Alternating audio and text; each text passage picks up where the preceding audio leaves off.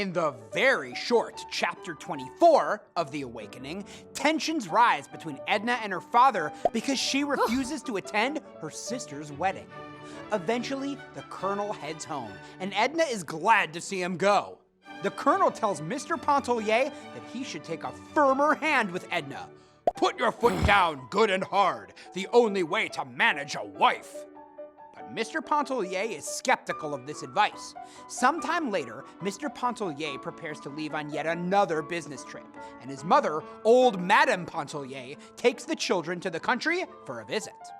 Edna experiences a feeling of peace after all these various people have left, and she's alone. In fact, everything seems much more interesting without others at the house. The narrator explains, that night, Edna dined alone. The candelabra, with a few candles in the center of the table, gave all the light she needed. Outside the circle of light in which she sat, the large dining room looked solemn and shadowy. The cook, placed upon her mettle, served a delicious repast, a luscious tenderloin broiled a point. The wine tasted good. The marron glace seemed to be just what she wanted. So it is that being alone is nice for Edna. She also picks flowers, plays with the dog, reads, and goes to sleep. Edna's refusal to attend her sister's wedding shows how much she dislikes even the idea of marriage.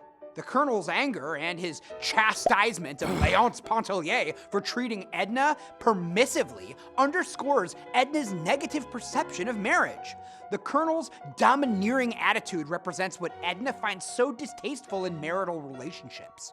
Edna's reaction to her husband and children's absence is very different from her reaction to Robert's absence. When Robert went to Mexico, Edna felt her sensory perceptions dull.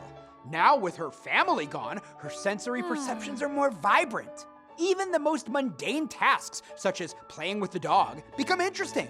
She also relishes time to read, choosing a book of essays by Ralph Waldo Emerson, famous for his opinions on self-reliance and individuality.